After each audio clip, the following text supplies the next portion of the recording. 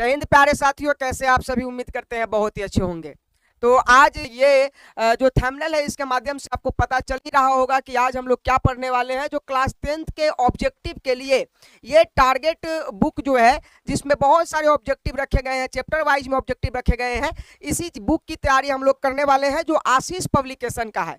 अगर आप लोगों के पास कोई दूसरा पब्लिकेशन भी है तो आप उसे कमेंट बॉक्स में बताएंगे कि हमें सर इस पब्लिकेशन का मेरे पास है और उसे पढ़ना है, मैं उसके भी ऑब्जेक्टिव को पूर्ण रूप से तैयारी करवा दूंगा। लेकिन मैं आज आपको बता दूं जो आशीष पब्लिकेशन का ये टारगेट ऑब्जेक्टिव है, जिसमें चैप्टर 1 का ऑब्जेक्टिव रखा गया है, उसे हम आज सॉल्व करेंगे। और ये बहुत ही बच्चों का कमेंट था और बहुत ही बच्चों का इंतजार था कि सर ऑब्जेक्टिव कब आएगा, कब ऑब्जेक्टिव वाइज प्रश्न आएंगे, हम लोग बना पाएंगे। तो अब आप लोगों का इंतजार खत्म हुआ। अपने साथियों के पास भी ये शेयर कर दीजिए और उन्हें भी बता दीजिए कि अब यहाँ पे ऑब्जेक्टिव भी जो क्लासेज है शुरू हो गई है। प्रत्येक वीडियोज में आपको ऑब्जेक्टिव मिल जाएंगे। जैसे जैसे हम लोग आगे बढ़ेंगे वैसे वैसे ऑब्जेक्टिव को समाप्त करते चलेंगे।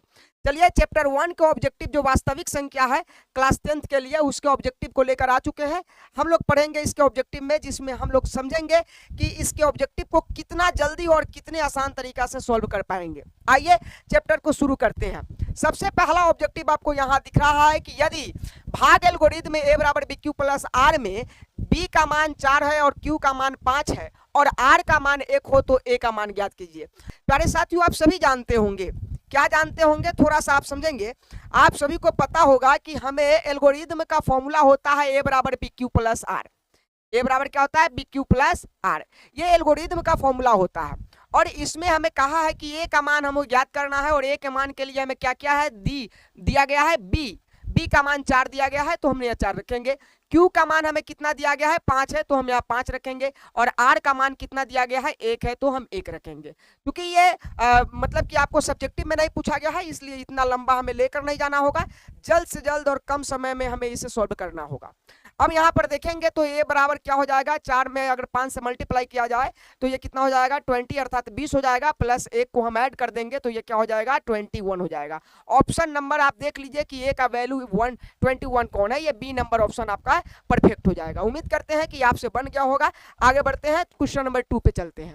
आइए, क्वेश्चन नंबर 2 क्या कहता है। क्वेश्चन नंबर 2 आपका कहता है कि यदि भाग एल्गोरिथम में a बराबर bq प्लस r में जहां b का मान 73 है और q का मान 34 है और r का मान 23 दिया हो तो a का मान ज्ञात कीजिए। प्रश्न वही है, बस अंक बदल दिए गए हैं। a बराबर bq प्लस r हम सब जानते हैं कि ये एल्गोरिथम का फॉर्मूला होता है। a का वैल्यू हमें ज्ञात करना है, जिसके लिए b का वैल्यू आपको कितना दिया गया है, 73 दिया गया है। q का वैल्यू आपको कितना दिया गया है, 34 दिया गया है। प्लस r का वैल्यू कितना दिया गया है, 23 दिया गया है। हम सब जानते हैं कि 73 में हमें कितना से 34 से गुना करना है। 73 में हम 34 से अगर गुना करते हैं तो क्या आएगा, 73 में 34 से गुना करेंगे, 4 3 12 के 2 हासिल 1 आएगा और 7 चौका 28 1 29, ठीक है। और 3 3 9 और 7 3 21, ये आएगा। आपको इसको ऐड कर दीजिए, 18 के 8 हासिल 1 3 1 4 और ये 2। इसमें हमें कितना ऐड करना है, 23 ऐड करना है। इसे ऐड करेंगे तो ये 5 हो जाएगा और ये 8 और 2 कितना हो जाएगा, 10 के 0 हासिल 1 हो जाएगा और 4 1 कितना हो जाएगा, 5 हो जाएगा और 2 का 2 हो जाएगा। यानी 2505 कितना आया, 2505 आया। आप देख लीजिए a का वैल्यू 2505 आया। कौन सा ऑप्शन सही होगा, तो आप कहेंगे 2505, ऑप्शन नंबर बी आपका परफेक्ट हो जाएगा। इस तरह से ही आप जल्द से जल्द क्वेश्चन को सॉल्व कर पाएंगे। आइए हम क्वेश्चन नंबर 3 पे बढ़ते हैं। क्वेश्चन नंबर 3 क्या कहता है, यदि हमें क्या कहा, क्वेश्चन नंबर 3, यदि p इक्वल टू क्या दिया है, x के power 4 minus 2x cube plus 17x square और माइनस 4x प्लस 30 है और जहां आपको कहा है कि qx बराबर x प्लस 2 से इसमें भाग देने पर आपको बताना है कि भागफल का घात क्या होगा। बहुत ही आसान क्वेश्चन है, आपको कुछ नहीं करना है, एक ही बार में हम आपको समझा देंगे। px इक्वल टू कितना है, x के पावर 4 है और माइनस 2x क्यूब है प्लस 17x स्क्वायर है, कितना है, 17x स्क्वायर है। माइनस क्या है, माइनस है 4x प्लस कितना है, 30 है, प्लस क्या है, 30 है। वहीं पर qx आपका कितना है, qx आपके पास है x प्लस 2। आपको कहा कि px में किससे भाग करना है, क्यू एक्स से भाग करना है, यानी क्यू एक्स जो एक्स प्लस 2 है उससे इतनी बड़ी संख्या में भाग करना है। और भाग करने के बाद आपको बताना है कि जो भागफल आएगा, क्या आएगा, भागफल, उस भागफल में एक्स का घात क्या होगा ये बताना। समझे, आपको कुछ नहीं करना है। आप देखिए उतना लंबा चौड़ा भाग कीजिएगा तो एक ही क्वेश्चन में आपका बहुत ज्यादा समय चला जाएगा। कुछ नहीं करना है। यहाँ देखिए क्यू एक्स में आपके पास एक्स कितना है, तो 1 है। इसके पास अधिकतम घात कितना है, आप देखिए अधिकतम एक्स में अधिकतम घात कितना है, 4 है।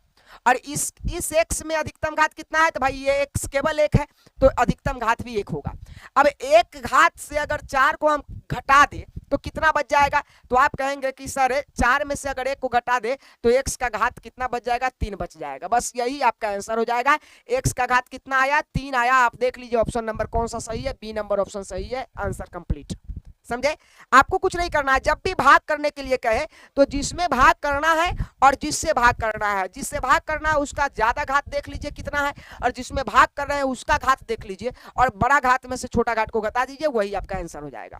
चलिए आगे बढ़ते हैं, अगले क्वेश्चन में आते हैं।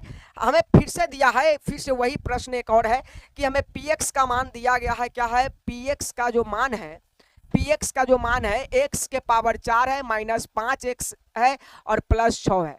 वहीं पर qx का जो मान है वो क्या है, qx का मान है x स्क्वायर है माइनस 2 है। आप जरा देखिए सबसे अधिकतम घात कितना है, तो इसका qx का अधिकतम घात कितना है, 2 है। और वहीं पे px का अधिकतम घात कितना है, 4 है। बस इस 4 में से 2 को घटा दीजिए, 4 में से 2 घटाइए, कितना बचेगा, 2 बचेगा। जितना बच गया यानी ये x के पावर 2 से x के पावर 4 को काटा जाए तो x के पावर 2 बच जाएगा, यानी x का अधिकतम घात कौन होगा, 2 होगा। ऑप्शन नंबर ए आपका परफेक्ट होगा। इस तरह से आप बहुत जल्द भाग बिना किए हुए घातों की संख्या जान सकते हैं। चलिए अगले क्वेश्चन की तरफ बढ़ते हैं। 5वें नंबर क्वेश्चन क्या कहता है आपका, निम्नलिखित में से कौन सा भिन्न का दशमलव प्रसार शांत है। प्यारे साथियों, कौन से भिन्न का दशमलव प्रसार शांत है। दशमलव प्रसार उसी का शांत होता है। हम जानते हैं कि कोई भी भिन्न p बट्टा q के रूप में लिखा जाता है, अर्थात अंश बट्टा हर के रूप में लिखा जाता है। किस में लिखा जाता है, अंश बट्टा हर के रूप में लिखा जाता है। जहां Q जो होगा ना, वो Q का मान हमेशा, अगर कोई भी, जैसे 2 बट्टा हमने 5 कहा, 2 बट्टा हमने 5 किया, हमने कहा 4 बट्टा 10 कह दिया, 4 बट्टा कितना कह दिया, 10 कह दिया। अगर ये शांत होगा, इसको दशमलव में मतलब कि हम 5 से 2 में भाग देंगे, 10 से 4 में भाग देंगे, अगर ये शांत होगा, क्या होगा, शांत होगा। इसके लिए इसका एक नियम चलता है, एक नियम आप कंप्लीट कर लीजिए। अगर कोई भी भिन्न शांत होगा तो उसका जो हर होगा, हर का मतलब जो Q का मान होगा, Q का मान होगा वो 2 के पावर n और गुने 5 के पावर m के रूप का होगा।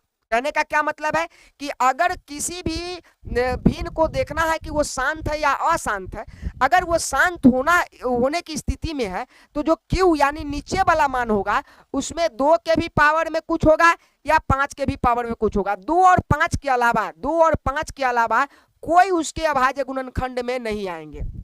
जरा देखिए इसमें हम अंश को छुएंगे भी नहीं, अंश को क्या करना है, नहीं छूना है। आप केवल हर को देखिए, इसके हर में 2 तो है लेकिन क्या नहीं है, 5 नहीं है, 5 नहीं है। 2 और 5 होना चाहिए या केवल 2 होने चाहिए या केवल 5 होने चाहिए, इस रूप का होना चाहिए, इस रूप का होना चाहिए। इसमें आइए तो इसमें 3 है जो हमें गड़बड़ बता रहा है, कह रहा है कि हम 2 और 5 के रूप का नहीं है। इसमें आइए, इसमें 5 है पर 2 अब नहीं है, इसमें 7 आ गया, ये भी गलत हो गया, ये भी गलत हो गया। इसमें आइए, इसमें 2 आया और 2 तो आया ठीक था, लेकिन कौन आ गया, 3 आ गया, ये भी गलत हो गया। ये आइए ये वाले में, इसमें 2 है और गुना में 5 भी है, यानी या तो केवल 2 रहे उसके गुणनखंड में तो शांत होता है, या तो उसके गुणनखंड में क्या हो, 5 हो तो शांत होता है, और नहीं तो दोनों हो तो शांत होता है। अगर 2 और 5 के अलावा कोई भी आता है तो वो अशांत हो जाता है। और तीनों ऑप्शन क्या बता रहा था, तीनों ऑप्शन बता रहा था कि इसमें 2 के साथ 3 था जो अशांत बता रहा था, 5 के पास ये 7 था जो अशांत बता रहा था, और 2 के पास 3 था जो अशांत बता रहा था। यहाँ पे आप देखेंगे तो पता चलेगा कि ये 2 के पावर 2 और 5 के पावर 3 जो इस फॉर्म को इंडिकेट करता है, समझे कि नीचे 2 और 5 है, अर्थात ये वाला क्या हो जाएगा, इसका दशमलव प्रसार हो जाएगा शांत। समझे, उम्मीद करते हैं कि चीजें आपको समझ में आ रही होंगी। बहुत ही आसान है, थोड़ा सा ऑब्जेक्टिव है, इसलिए हम लोग ज्यादा कॉन्सेप्ट पे बात नहीं करेंगे, क्योंकि कॉन्सेप्ट फाउंडेशन बैच में होता है जब हम लोग चैप्टर को पढ़ते हैं तब। अब चीजें आप लोग को समझ में आ रही होंगी, ज्यादा हम लंबा करेंगे आप बोर हो जाइएगा, भाग जाइएगा, समझे। इसलिए जल्दी से ही क्वेश्चन को सॉल्व करना बेहतर होगा। आइए अब क्या कहा है कि p के बट्टा में 2 के पावर n गुने 5 के पावर m के रूप में हमें कितना को लिखना है, हमें 0.505 को लिखना है।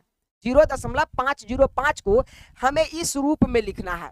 भाई कैसे लिख पाएंगे, कुछ नहीं है, जब भी कोई दशमलव वाली संख्याएं दिया हो कुछ नहीं करना होगा। देखिए कैसे हम बहुत ही आसानी तरीका से इसे हम समझा देंगे। 0.505 है, हम दशमलव जब तोड़ते हैं तो इसके नीचे में कौन आता है, दशमलव से पहले जितनी संख्याएं उसके बदले 1 आता है, दशमलव के बाद जितनी संख्याएं होती है उस सब के बदले क्या आएगा, 0 आएगा।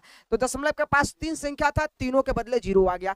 अब मेरा जो मेन संख्या आ गया वो आया 505 और नीचा जो आया 1000 आया। क्या आया, 1000 आया। अब 1000 का जरा आप गुणनखंड कर लीजिए, 1000 का गुणनखंड कीजिए तो आपको पता चलेगा। गुणनखंड करेंगे 1000 का जब हम गुणनखंड करेंगे तो 2 से इसको डिवाइड करेंगे 500 हो जाएगा, फिर 2 से डिवाइड करेंगे क्या आ जाएगा, 250 हो जाएगा, फिर 2 से डिवाइड करेंगे, अब 2 से करेंगे कितना हो जाएगा, तो ये 2 एकम 2, 2 दूना 4 और ये 2 पचे तो 5 दूना 10 हो जाएगा, ये हो गया। अब इसको हम 5 से डिवाइड कर देंगे, 5 से डिवाइड करेंगे तो 25 हो जाएगा, 25 को 5 से डिवाइड करेंगे क्या आ जाएगा, 5 आ जाएगा, और 5 से डिवाइड करेंगे तो क्या आ जाएगा, 1 आ जाएगा। इसका मतलब 1000 का जो हमारे अभाज्य गुणनखंड आया है वो आया है 2 गुने 2 गुने 2 गुने 5 गुने 5 गुने 5। यही तो आया है, यही ना आया है। इस 1000 का अभाज्य गुणनखंड हमें ये मिला कि नहीं मिला। अब जरा एक बात बताइए, आप क्या इसमें कुछ कट कर सकते हैं, तो आप कहेंगे कि सर कट कर सकते हैं। देखिए इसको समझाने के लिए इतना लेंदी ले रहे हैं, लेकिन तो बहुत आसान है। अब इस 5 से हम अगर काटे इस संख्या को काटे तो 5 से 5 एकम 5 कटेगा, उसके बाद ये 0 है, 0 का 0 रहेगा, फिर 5 एकम 5 कटेगा, अर्थात नीचे से एक संख्या 5 से काटा गया इस 505 को, तो हमें ऊपर मिला है 101, और नीचे आप देखेंगे तो 2 कितनी बार रिपीट है, 1 2 3, यानी 2 के पावर कितना हो जाएगा, 2 के पावर 3 हो जाएगा, और गुने 5 कितनी बार रिपीट है, 2 बार, 5 के पावर 2 हो जाएगा। ये ऑप्शन देख लीजिए आपका कौन सा ऑप्शन सही है, कौन सा है, तो ये डी नंबर ऑप्शन सही हो जाएगा। डी नंबर ऑप्शन आप देख लेंगे, अपने पास अपना बुक भी रखिएगा, जिससे बहुत ही आसानी से आप प्रश्न को बना पाइएगा। 101 और बट्टा में क्या जाएगा, 2 के पावर 3 और गुना में 5 के पावर 2 हो जाएगा। ठीक है, उम्मीद करते हैं चीजें समझ में आ रही होंगी। क्वेश्चन नंबर 6 हो चुका है, आइए क्वेश्चन नंबर 7 को देखते हैं। बहुत ही आसान ये क्वेश्चन, देखिए आज तक के लिए सबसे टफ माना गया बच्चों के लिए। बहुत सारे बच्चे हमसे ये प्रश्न किए हैं कि सर ये प्रश्न कैसे बनेगा, थोड़ा सा हार्ड लगता है। कुछ नहीं है, बहुत ही आसान है। देखिए बहुत ही आसान है। यदि p जो हमें कहा है, p हमें कहा है कि n 3 के पावर n है, और जो q है वो किस रूप का है, 6 के पावर n और गुने 5 के पावर m के रूप का है। तो m और n एक ऋणोत्तर पूर्णांक है, तो भिन्न p बट्टा q का दशमलव प्रसार कैसा होगा, शांत होगा, अशांत होगा, अशांत अनावर्ती होगा या शांत अनावर्ती होगा, क्या होगा ये हमें बताइए। बहुत ही आसान है, समझिए। सबसे पहले हम आपको बता देते हैं शांत होगा कि अशांत होगा। सबसे पहले हमें जो p का मान दिया गया है वो क्या है, 3 के पावर n है। हमें q का मान दिया गया है वो क्या है, 6 के पावर n और गुने में 5 के पावर m है ना। अब जरा एक चीज बताइए, अगर हमें भिन्न के रूप में लिखना है, यानी p बट्टा q के रूप में लिखना है, यही ना लिखना है। अब बताइए p का मान क्या है, तो ऊपर रख देंगे 3 के पावर n, और नीचे क्या रखना है, 6 के पावर n है, और मल्टीप्लाई है 5 के पावर m है, यही है ना। अब जरा एक चीज बताइए, क्या हम 6 को, देखिए 3 का अभाज्य गुणनखंड नहीं होगा, 5 का नहीं होगा, क्या 6 का गुणनखंड नहीं हो सकता है, हो सकता है। देखिए अगर 6 के पावर n है तो क्या हम 6 को 2 गुने 3 लिख सकते हैं, 2 गुने 3 का पावर n लिख सकते हैं, तो कहेंगे हाँ सर लिख सकते हैं, क्योंकि 3 दूना 6 और फिर पावर n का n ही रह जाएगा। अच्छा, एक ये नियम चलता है, एक मतलब कि एक रूल्स ही है कि अगर किसी भी संख्या के पावर n है, चाहे m है, तो ये n इसका भी पावर होगा, इसका भी होगा, तो यानी 2 के पावर n और गुने में 3 के पावर n लिख सकते हैं। हम लिख सकते हैं कि नहीं लिख सकते हैं, इस फाउंडेशन को समझिए। 6 के पावर n था, हमने 6 का मल्टीप्लाई गुणनखंड किया, तो क्या आ गया, 2 × 3 आ गया, और इसका पावर n हो गया। जब इसको हमने और तोड़ा तो हम 2 के पावर n और 3 के पावर n के रूप में लिख सकते हैं। बस यही करना है, इस 6 के जगह पे हमें ये लिखना है, बाकी कुछ नहीं करना है। 6 के जगह पे हमें क्या लिख देना, देखिए ऊपर 3 के पावर n है, और बट्टा में आइए 6 के जगह पे हमें लिखना है 2 के पावर n और गुने 3 के पावर n और गुने ये जो पहले से 5 के पावर m है, इस रूप में हमें लिखना है। अब जरा एक चीज आप बताइए, एक चीज बताइए कि क्या ऊपर से नीचा कोई कट सकता है? तो आप कहेंगे हाँ सर, एक 3 के पावर n से 3 के पावर n कट जाएगा, तो क्या हमारे पास बचेगा?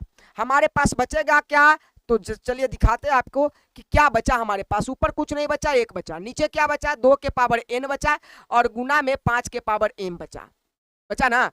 अब हम एक बात आपको बताते हैं, हमने अभी अभी पढ़ाया था एक नियम कि क्या कि अगर कोई भिन्न, यानी अगर कोई परिमेय संख्या भिन्न अगर वो शांत होगा, तो शांत होने के लिए उसका जो हर होगा, हर का मतलब नीचे वाला अर्थात q, p बटा q में जो q का मान आएगा, वो q का मान किस रूप में होना चाहिए? 2 के पावर n और गुने 5 के पावर m के रूप में होना चाहिए। ये तो फॉर्मूला ही है, आप पढ़े ही होंगे।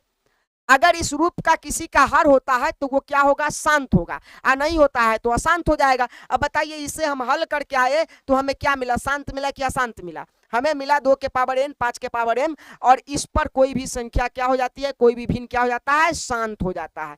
आप जरा देखिए शांत कौन सा ऑप्शन है? ऑप्शन नंबर बी आपका परफेक्ट हो जाएगा। थोड़ा सा बच्चों के लिए टफ था ये प्रश्न, हर बच्चे बार बार किया करते हैं, लेकिन ये बहुत ही आसान है। सिर्फ हमने क्या किया? फ्रैक्शन किया। किसका? 6 का फ्रैक्शन किया और हमें आंसर मिल गया। ठीक है, चलिए हम लोग क्वेश्चन 8 को देखते हैं। 8 क्या कहता है? प्रथम 10 विषम संख्याओं का माध्य ज्ञात करना है। हम सभी जानते हैं विषम संख्या किसे कहते हैं? वैसी संख्या जिसमें 2 से भाग ना लगे। और प्रथम 10 विषम संख्या का मतलब होगा शुरू से ही वो विषम संख्याओं को रखना है। तो मान लीजिए कि हमने विषम संख्याओं को लिखा, पहली विषम संख्या 1 हो जाएगी, फिर 3 हो जाएगा, 5 हो जाएगा, 7 हो जाएगा, उसके बाद कितना हो जाएगा? 9 हो जाएगा, 11 हो जाएगा, 13 हो जाएगा, 15 हो जाएगा, 17 हो जाएगा और 19 हो जाएंगे। ये प्रथम 10 आपके विषम संख्या हो गए। गिनेंगे तो आप कितने पाएंगे? 10 पाएंगे। और इसका हमें क्या ज्ञात करना है? माध्य। माध्य ज्ञात करने के लिए बड़ा ही सिंपल तरीका है कि जितने संख्याओं का माध्य ज्ञात करना है उन सभी को जोड़ दीजिए, ऐड कर दीजिए। तो ये 1 + 3 + 5 प्लस कितना? 7 + 9 + 11 प्लस कितना? 13 प्लस कितना? 15 प्लस कितना? 17 और प्लस कितना? 19। हमने क्या किया? जिन जिन का हमें माध्य ज्ञात करना था उन सभी को जोड़ दिया, और जोड़ने के बाद इसके बट्टा में क्या रखा जाता है? याद रखिएगा कि ऊपर हम लोग जितनी संख्याएं लिखते हैं, जितनी संख्याओं का जोड़ करते हैं, उतना ही संख्या से हमें नीचा क्या करना पड़ता है? भाग करना पड़ता है। तो हमने ऊपर 10 संख्याओं को रखा है, 10 संख्याओं को जोड़ किया है, तो हम 10 से ही क्या करेंगे? भाग कर देंगे। जब 10 से भाग करेंगे तो आपको एक बात ज्ञात होना चाहिए कि ऊपर जितनी संख्याएं हैं 1 से 19 तक ये रखे गए हैं, उन सभी का जोड़ कितना हो जाएगा? तो 100 हो जाएगा, 100 हो जाएगा। और बट्टा में हमें कितना रखना है? 100 रखना है। अगर इसको हम डिवाइड करें तो आप सभी को पता है कि 100 को अगर 10 से भाग करेंगे तो कितना आएगा? 10 आएगा। यही 10 आपका क्या कहलाएगा? माध्य कहलाएगा। आप देख लीजिए कि प्रथम 10 विषम संख्याओं का माध्य क्या आया है? 10 आया है। ऑप्शन नंबर कौन सा सही होगा? बी नंबर ऑप्शन सही होगा। उम्मीद करते हैं अच्छी तरह से ये समझ में आ गया होगा। अगले क्वेश्चन की तरफ बढ़िए। ये क्या कहता है क्वेश्चन? क्वेश्चन कहता है √64/81 प्लस √16/9 कौन सी संख्या है? परिमेय है, अपरिमेय है? आप एक बात तो बहुत अच्छी तरह से जानते हैं कि जिस संख्या को हल करने पर उसका आंसर रूट में आ गया वो अपरिमेय हो जाता है, अर्थात रूट वाली सारी संख्याएं क्या कहलाती है? अपरिमेय। अगर इसके हल करेंगे और इसके हल करने के बाद रूट में आंसर आ जाता है तो हम कहेंगे कि क्या होगा? अपरिमेय होगा। चलिए शुरू करते हैं। अगर रूट अंडर हमें कितना दिया गया है? रूट अंडर 64 दिया गया है, और बट्टा में क्या दिया गया है? रूट अंडर 81 दिया गया है। प्लस में हमें दिया गया है रूट अंडर कितना? 16, बट्टा में कितना? रूट अंडर 9 दिया गया है। आप एक बात बताइए, रूट अंडर 64 रूट अंडर 81, अगर इसका वर्गमूल तोड़ेंगे तो 64 का वर्गमूल 88 64 होता है, और 9 नंबर कितना हो जाएगा? 81 हो जाएगा। पर यहीं पे अगर 16 का तोड़ा जाए, 4 चौके 16 और 3 तिहाई कितना हो जाएगा? 9। इसके रूट से बाहर हो गए। अब बताइए, अगर ये इसको देखा जाए और इसको देखा जाए तो ये दोनों कौन सी संख्या है? वैसी संख्या है जिसे p/q के रूप में लिख सकते हैं। बताइए, ये p/q के रूप में लिखा गया है कि नहीं? क्या इसमें रूट वाली कोई भी बात है? क्या रूट वाली संख्याएं है ये? क्या रूट इसके ऊपर अब बचा? नहीं बचा। तो ये भी परिमेय संख्या है और ये भी परिमेय संख्या है। तो दो परिमेय संख्याओं को अगर जोड़ेंगे भी, बट्टा का जोड़ भी करेंगे, तो क्या इसमें रूट आ जाएगा? आंसर है नहीं। यानी ये दोनों परिमेय संख्या है, तो इसका आंसर क्या हो जाएगा? परिमेय संख्या हो जाएगा। ऑप्शन नंबर ए आपका सही हो जाएगा।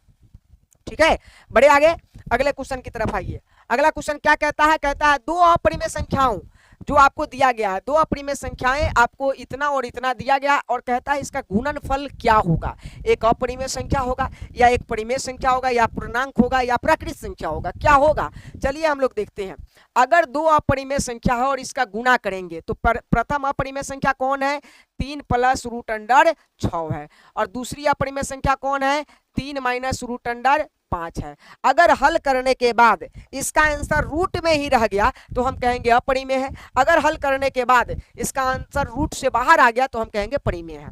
हल करने के लिए अगर दो ब्रैकेट्स का गुना करते हैं तो इसका भी नियम है, पहली संख्या से दोनों में गुना करेंगे, फिर दूसरी संख्या से हम दोनों में गुना करेंगे। 3 से हम 3 में गुना करेंगे, 3 तिहाई 9 हो जाएगा, इसका प्लस और इसका माइनस, माइनस 3 से रूट अंडर 5 में गुणा करेंगे तो 3 रूट अंडर 5 हो जाएगा। ये सब आपको आना चाहिए, तब भी आप ऑब्जेक्टिव को बहुत अच्छे तरह से बना पाएंगे।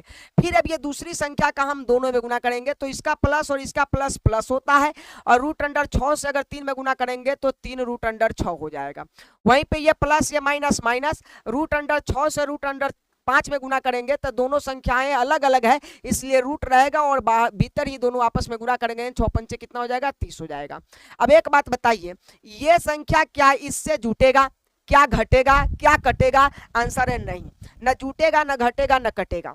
इसका आंसर क्या होगा, अगर मान लीजिए कि हम इसको जोड़ने की बात करते हैं तो ये रूट अंडर 5 है ही, अगर ये भी रूट अंडर 5 होता तो ये आपस में जुड़ जाता, इसके आगे की संख्याएं जुड़ जाती, लेकिन ये भी अलग है, ये भी अलग है और ये भी अलग है, यानी इसका आंसर रूट से बाहर नहीं आने वाला है, जोड़ घटाव नहीं होने वाला है, और नहीं होगा तो इसका ऑप्शन नंबर ये क्या हो जाएगा, पहले तो अपरिमेय हो जाएगा, क्या हो जाएगा, अपरिमेय हो जाएगा। अब अपरिमेय कौन सा ऑप्शन है आप देख लीजिए, अपरिमेय संख्या है option number B, option number B इसका आंसर हो जाएगा।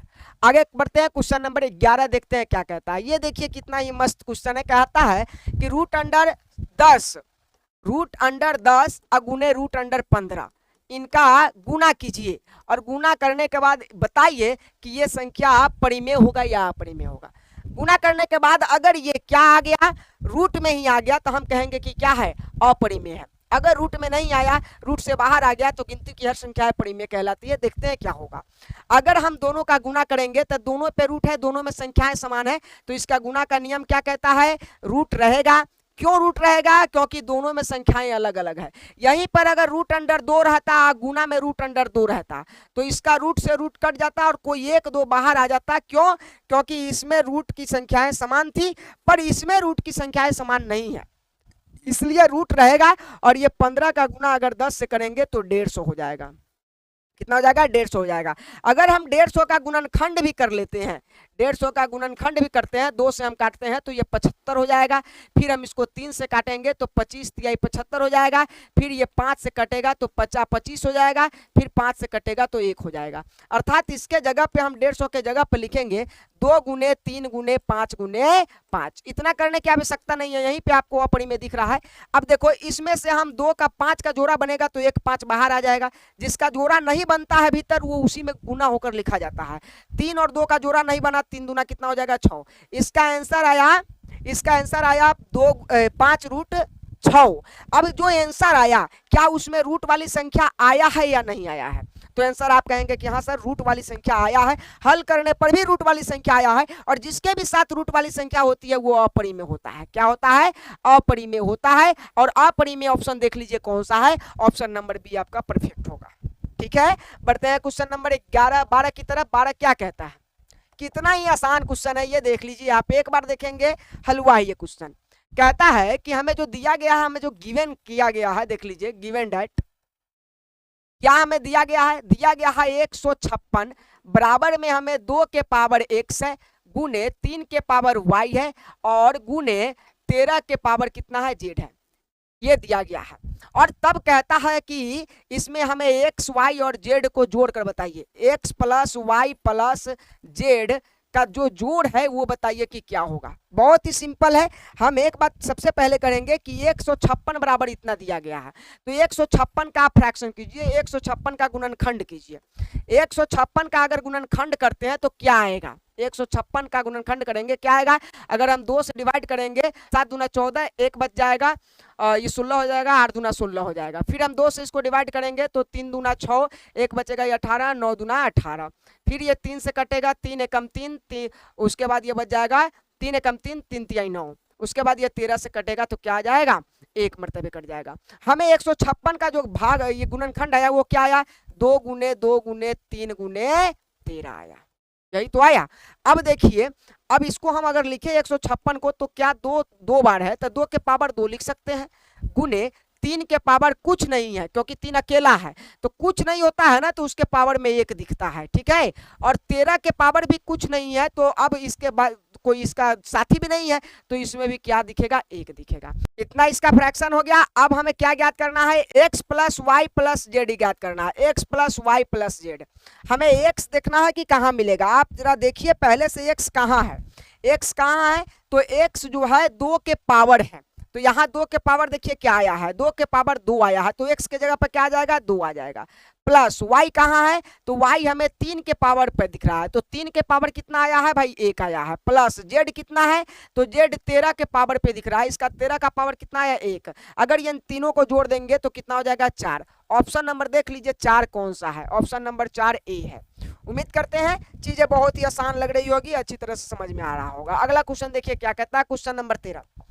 ये क्वेश्चन से बच्चे बहुत डरते हैं, इतना डरते हैं कि बच्चा इसे छोड़कर ही आगे भाग जाता है, कहता है कि नहीं ये हमसे नहीं बनेगा। बहुत ही आसान प्रश्न है, चलिए देखते हैं कि इसमें क्या करना होगा। आपको कुछ नहीं करना है, जब भी आपको कोई भी 0 के बाद दशमलव देकर और ऊपर रेकरी लगा दे, चाहे वो जितना भी हो, फिर 0 के बाद दशमलव देकर मतलब कि कोई नंबर पे रेकड़ी लगा दे और इसको कहे सरलीकरण कहिए या p/q के रूप में लिखिए, तो आपको डरना नहीं है, बड़ी ही आसानी से लिखा जाएगा। सबसे पहले आपको सोचना है 0 दशमलव के बाद भी कोई नंबर पे रेकड़ी है तो आपको कुछ नहीं करना है, जो नंबर है जिस पर रेकड़ी है वो लिखिए, लिख दिए, और उसके बाद जितना नंबर पे रेकड़ी है उतना 9 नीचे लिख दीजिए। लिख दिए भाई, ऊपर दशमलव के बाद 3 था तो 3 लिख दिए, रेकड़ी हटाए हैं और रेकड़ी हटाने का यही मतलब है कि उसके नीचे जितना पर रेकड़ी है उतना ही 9 लिखिएगा। प्लस लिखिए, फिर दशमलव के बाद 4 है तो हम ऊपर 4 ही लिखेंगे, और उसके बाद कितना संख्याओं पर रेकड़ी है, तो भाई एक ही संख्या तो है तो 1 9 लिख देंगे, बस हो गया। अब इसका आप जोड़ कर दीजिए, इसका जोड़ कर दीजिएगा तो क्या आएगा, 9 9 का एलसीएम लीजिएगा, 9 यहाँ आएगा, 9 से 9 डिवाइड होगा 1 टाइम्स में, 1 टाइम्स से ये 3 में मल्टीप्लाई होगा, 3 का 3 रहेगा और ये 4 का 4 रह जाएगा, और 3 4 कितना हो जाएगा, 7/9 हो जाएगा। ऑप्शन नंबर देख लीजिए 7/9 कौन है, ऑप्शन नंबर बी परफेक्ट है, ठीक है। चलिए क्वेश्चन नंबर आगे देखते हैं कि क्या है। क्वेश्चन नंबर 14 क्या कहता है, क्वेश्चन नंबर 14 कहता है यदि q एक धनात्मक पूर्णांक है, इससे ज्यादा आसान तो कोई प्रश्न हो ही नहीं सकता है। यदि q क्या है, एक धनात्मक पूर्णांक है और निम्नलिखित में से कौन सा धनात्मक विषम पूर्णांक होगा ये बताना है। याद रखिएगा, विषम पूर्णांक का मतलब होता है वह संख्या जो 2 से भाग ना लगे, ठीक है, और सम संख्या का मतलब होता है जिसमें 2 से भाग लग जाए। अब आप इतना छोड़ दीजिए, q सिर्फ बताया है कि एक पूर्णांक है, और जहां पर कहता है कि विषम पूर्णांक हमें बताना है, विषम पूर्णांक में से हमें देखना होगा कि ये संख्या पहले दिखाते हैं आपको। ये संख्या देखेंगे तो इसमें 2 टर्म है, एक क्या है 6q है और एक क्या है 1 है।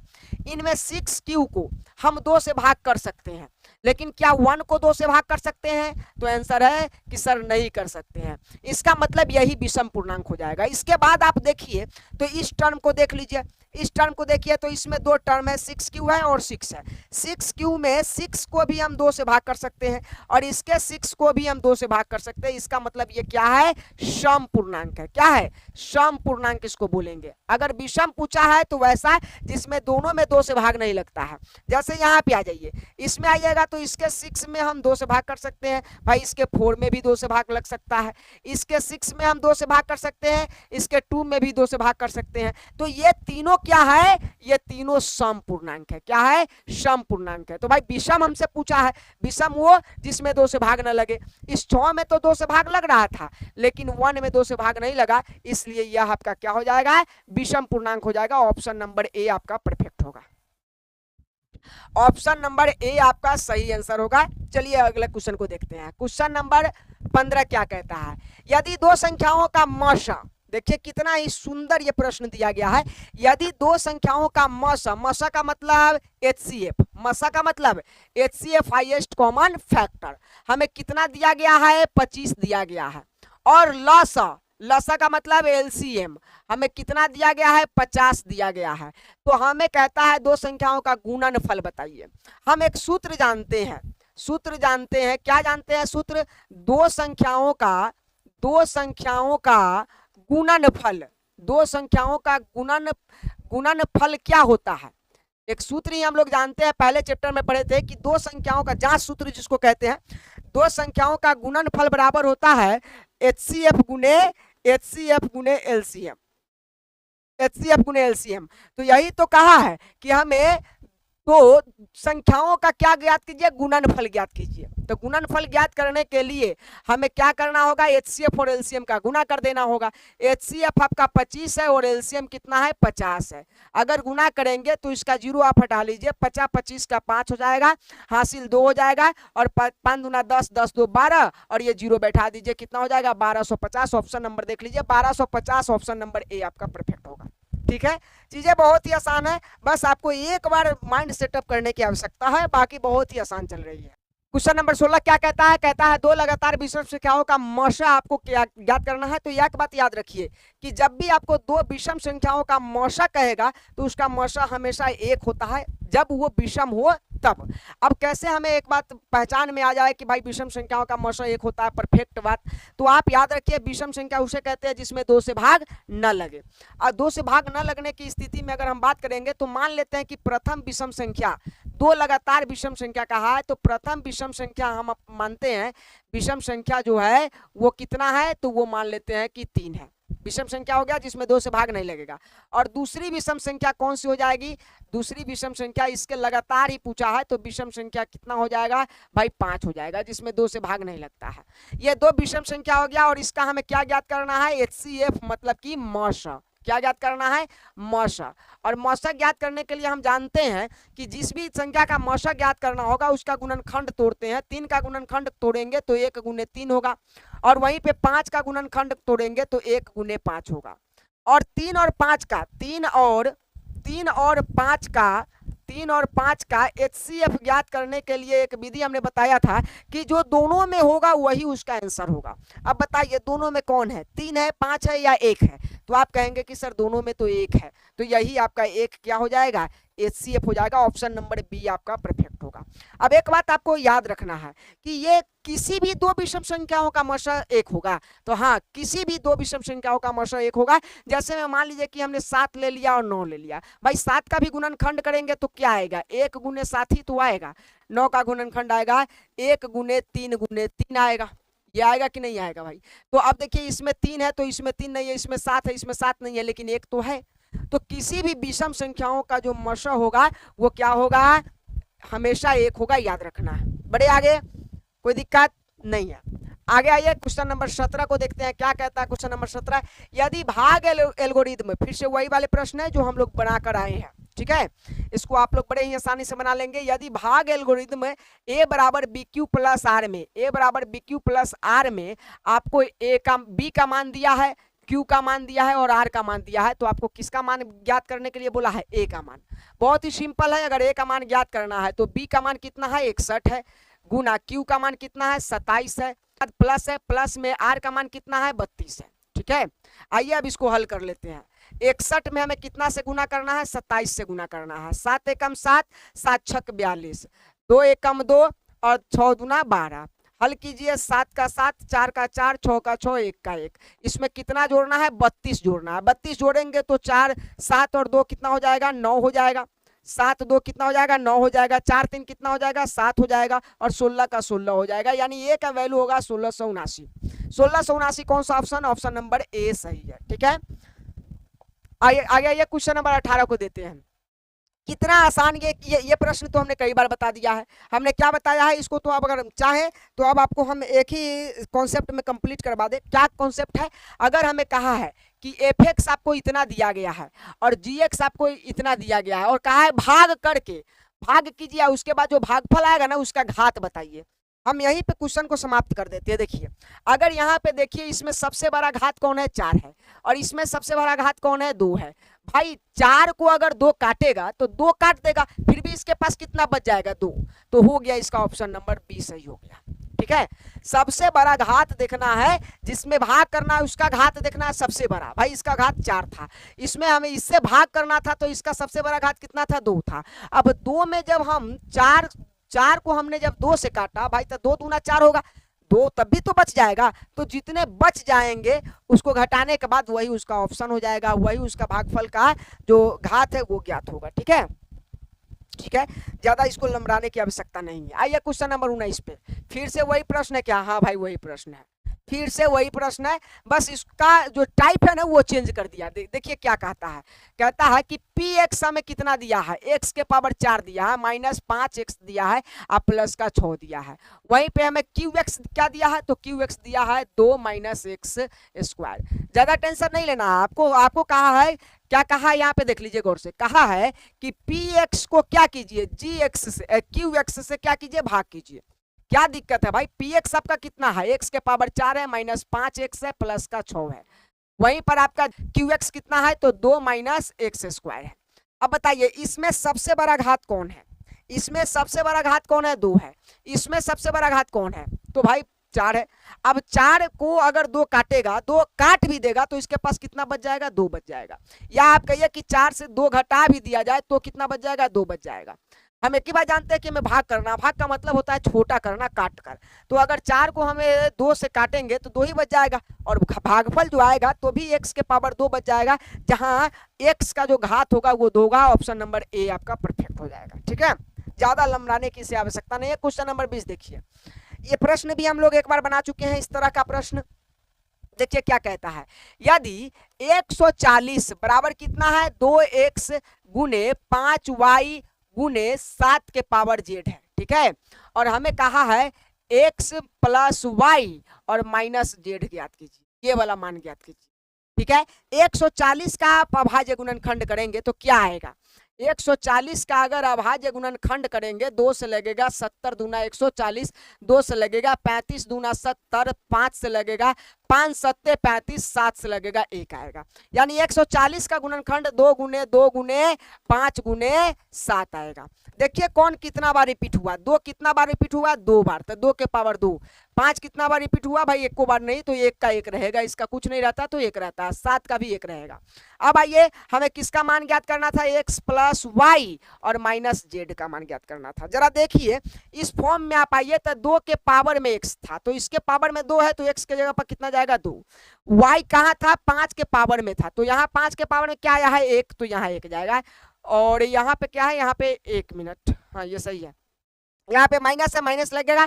और z कहाँ था, तो 7 के पावर में था, तो 7 के पावर में 1 है, 1 लगेगा। प्लस माइनस 1 से प्लस 1 कट जाता है तो क्या बचेगा, 2 बचेगा। Option number 2, option number A जो है 2 के लिए परफेक्ट हो जाए। ठीक है, ये 20 प्रश्न को आपको बना दिया गया है, और उम्मीद करते हैं कि अभी तक के जितने प्रश्न बनाए गए हैं वो आपको समझ में आ गया होगा। वीडियो थोड़ा सा लंबा हो जाएगा, इसलिए हमें यहीं पर रोकना पड़ेगा। हम ये पार्ट 1 था, हम नेक्स्ट पार्ट में पार्ट 2 में जस्ट अभी रिकॉर्ड करने जा रहे हैं, लेकिन वीडियो लंबा ना हो इसलिए उसे पार्ट 2 कर देंगे। जितने भी प्रश्न है, एक भी प्रश्न नहीं छोड़ेंगे, सारे प्रश्न को सॉल्व करेंगे। ठीक है, लेकिन अब जो 20 से ऊपर की प्रश्न होंगी उसे हम पार्ट 2 में कवर करेंगे। तब तक आप वीडियो अगर पार्ट 1 देख चुके हैं तो आप इसे शेयर कर दीजिए और पार्ट 2 जाकर देख लीजिए। वहाँ पे जो डिस्क्रिप्शन बॉक्स है वहाँ में लिंक मिल जाएगा, अगर वहाँ नहीं मिला तो आप प्लेलिस्ट में जाकर वहां से देख सकते हैं। धन्यवाद, मिलते हैं अगले वीडियो में। Thank you so much.